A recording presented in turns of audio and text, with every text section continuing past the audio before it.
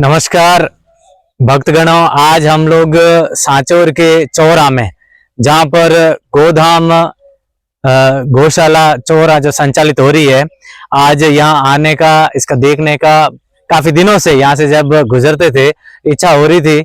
आज शीतला सप्तमी के अवसर पर अवकाश ही था, तो चाह कर यहाँ गौशाला में भ्रमण किया। यहाँ मेरे साथ यहाँ के जो गौशाला में सेवा करने वाले भक्तगण भी है, हमारे साथी मित्र भी है। और आज यूं ही यहाँ प्रवेश किया तो वास्तव में तबीयत खुश हो गई। कुछ बातें आज मैं आपको इस सोशल साइट के जो मंच है उस पर शेयर करना चाहूंगा। यहाँ आते ही हम लोगों ने सबसे पहले देखा, चखा तो पानी बहुत मीठा निकला। मैं समझता हूँ कि यहाँ चौरा में हो सकता है कि नहर के प्रभाव से हो या पहले का यहाँ का जो पानी है वो, लेकिन लोगों का कहना है कि यहाँ भूगर्भ का जो जल था वो नीचे चला गया। लेकिन यहाँ जो गौशाला संचालित हो रही है, यहाँ पर अभी पानी जो पिलाया गया 100% अगर उसे देखे तो शुद्धता तो होगी, क्योंकि वो नेचुरल वाटर है, लेकिन जो मीठापन उसका देखा बिल्कुल बहुत अच्छा लगा।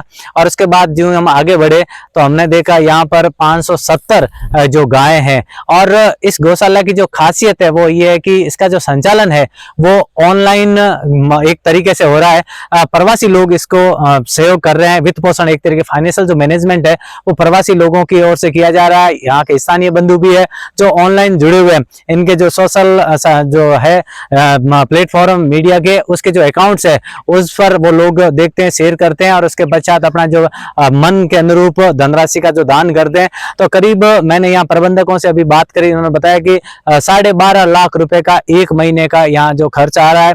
हर रोज यहाँ लापसी बनती है। यहाँ जो लंपी की गायों के लिए एक दुर्भाग्य की बात थी, जो बीमारी आ गई थी महामारी के रूप में कोरोना के पश्चात, तो उस दौरान से इन्होंने एक लापसी बनाना शुरू किया और हर रोज यहाँ लापसी बनती है। चारे के जो स्टॉक हमने देखे, मशीन लगी हुई, उसकी प्योरिटी शुद्धता को देखने के बाद में उस चारे को उतारा जाता है। पानी एकदम मीठा। एक धनवंतरी गौशाला इन लोगों ने बना रखा है, जो आसपास कहीं एक्सीडेंटल या बीमारी के कारण जो गौ माताएं, गोवंश बीमार घायल हो जाती है, कोई गौ भक्त अगर इन्हें सूचित करे तो वो लोग यहाँ पहुंचते हैं और उसके बाद इनकी सेवा की जाती है। और इनके कुछ एक मापदंड है। सबसे बड़ा अच्छा यूं लगा, गांव-गांव, ढाणी-ढाणी, बहुत सारे, ये सांचौर जो यूं देखा जाए तो गौ भक्तों की जमीन है और गांव-गांव सभी लोगों ने गौशालाएं खोली है। बहुत सराहनीय सभी का कदम है। यहाँ पर हम जानते हैं कि पहले से हमारे पथमेड़ा में पूज्य महाराज जी ने जो विश्व में नाम कमाया, गौ भक्त जुड़े हुए हैं, हम लोग सभी उनसे प्रेरित हैं। और उसके पश्चात यहाँ जो ये चल रहा है, इनका इंडिपेंडेंट जो गौशाला ये लोग चला रहे स्वतंत्र रूप से, तो इनका मैंने एक देखा, इनसे बातचीत करी थी, इन्होंने कहा हम लोगों ने रसीद बुक नहीं छपाई। आप सभी को इस साइट से, इसके मेरे बयान से सुनने का अचंभा होगा कि ये रसीद बुक नहीं छपा रहे हैं। मतलब क्या है कि रसीद बुक तो होगी, इनकी कैश बुक मेंटेन करते हैं, जो पैसे आ रहे हैं उनका रसीद काट के देकर, लेकिन दान के लिए यहाँ से कोई टीम को कोई भक्त बाहर नहीं निकलता। आप रोड पे जाते हो, आपको गौ भक्त नजर आते हैं पेटी लिए हुए, बाहर जाते हो प्रवास के अंदर तो वहां पर रसीद बुक लेके हम फला गौशाला तो चलाते हैं, वो ठीक बात है। लेकिन इन लोगों ने इस तरीके का जो तैयार किया, ये चाह रहे हैं कि हमारी जो गौशाला है वो आत्मनिर्भर बने। आत्मनिर्भर में इन्होंने 2-4 मानक जो तय कर रखे हैं, मैं आपके बीच में कहूंगा। ये अच्छी जो नस्ल पीढ़ी की जो गायें हैं उन्हें तैयार करके और बढ़िया जो गौ भक्त ले जाना चाहेंगे उन्हें देंगे। तो ये बता रहे थे कि हम लोगों ने यहाँ 70-70 हजार रुपए में, और एक नंदी का अभी आप बता रहे थे 4 लाख रुपए, मतलब गौ भक्तों ने इन्हें ऑफर किए कि दें। और दुर्भाग्य रहा कि वो लंपी के कारण बच नहीं पाया उस दौरान।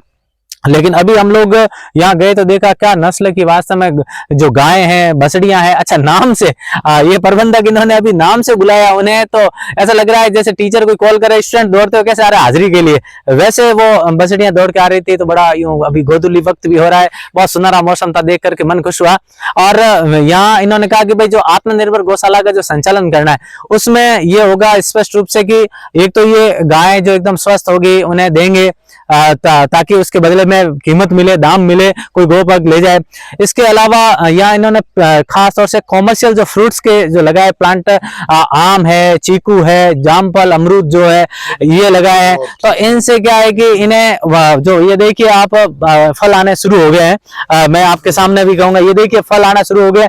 आम, ये नर्मदा का कमाल है, यहाँ की उपजाऊ मिट्टी है। मैं स्थान आपके बीच में कहना चाहूंगा, ये चौरा, सांचौर से गोदाम जो चौरा के नाम से इन लोगों ने गौशाला बनाया है। सांचौर से 10-12 किलोमीटर का भारतमाला तो एक्सप्रेस रोड है, लेकिन करीब से गुजरती है, वहां स्टॉपेज नहीं है। अरनाई के बिल्कुल पास में, दूर के भक्त सुनेंगे तो ये जो फल आ रहे हैं आप देखेंगे, ये फल है कच्चे आम के। यहाँ इस चौरा के इस गौशाला परिसर के अंदर लगाए ताकि बड़े होने पर एक तरीके से कोई दवाई के नहीं, कोई एसिड का इस्तेमाल नहीं है, पूर्ण रूप से शुद्ध जो सात्विक खाने के जो भक्तगण शौकीन रहेंगे उन्हें दिए जाएंगे। इसके अलावा केर वगैरह, और खास तौर से पर्यावरण के लिए पश्चिमी राजस्थान में ऑक्सीजन सिलेंडर जिसके सामने बोना साबित हो जाता है। खेजड़ी के जो वृक्ष है, अमृत, राजस्थान की रेगिस्तान की धर्म में ग्रंथ में संतों ने जिसे तुलसी कहा है, उसके 363 माता अमृता देवी जी के नाम पर आप लोगों ने कहा, बिल्कुल एक वर्ल्ड रिकॉर्ड रहता है जो पर्यावरण के लिए जिन्होंने जिसकी नेतृत्व में गर्दनें कटाई हो उनके नाम पर और उनकी शहादत की संख्या पर इन्होंने 363 जो लगाया। 100% आप सभी बधाई के पात्र हैं। और इसके अलावा ये जो फल फ्रूट्स के पौधे हैं और बाकी जो इसके उत्पाद है जैसे गोबर वगैरह है, ये इनका जो रहेगा सेलिंग वगैरह का, तो उसके बदले आमदनी होगी। अभी जो लोग बहुत सारे भामाशाओं ने आप देखेंगे इनके जो सोशल साइट्स के जो अकाउंट्स है उस पर यूट्यूब वगैरह में, तो आप देखेंगे शेड वगैरह बनाए गए हैं, अच्छे से शेड बनाए गए हैं, चाहे वो स्टोर के भंडार के हो, घायलों के लिए हो, इलाज अथवा के लिए, मीटिंग वगैरह के लिए हो, और बाकी जो गाय माता के लिए, बछड़ियों के लिए, सबके लिए ठहरने रुकने बारिश में या सर्दियों में जो इंतजामात है वो भामाशाह के सहयोग से तैयार किया गया। जहां तक मैं जमीन की बात करूं, यहाँ जो जमीन है वो काफी अच्छी सी मैं कहूंगा कि पूरे ग्राम पंचायत के यहाँ के क्षेत्रवासी लोगों के सहयोग से जो इन्हें मिली है, अच्छी उपजाऊ जमीन है।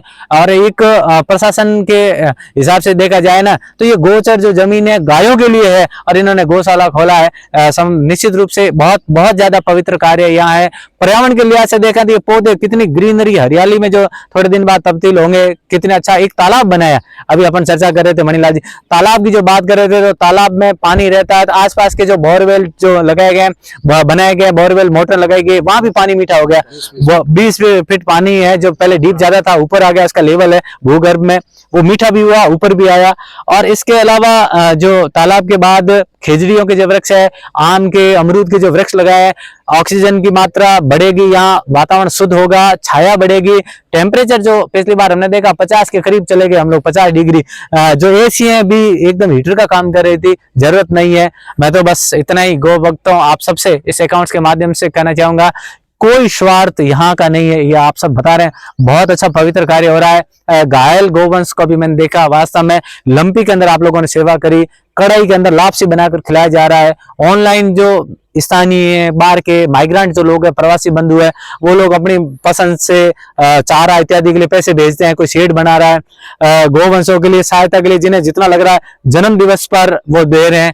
ये सारी चीजें जो हो रही है ये बहुत बड़ी अच्छी बात है। मैं गौशाला, ये तो माँ के दर्जे की गाय है। बस इतना ही कि हम जैसे लोगों से जो भी होगी सेवा, तो बस यही मैं तो दुआ कर रहा था कि ये जो हमारी संस्कृति का जो हिस्सा है, जिसे माँ का दर्जा हम सभी ने दिया है, गाय माता, धरती माता और जननी माता हमारी संस्कृति में अहम रोल बनाए हुए हैं।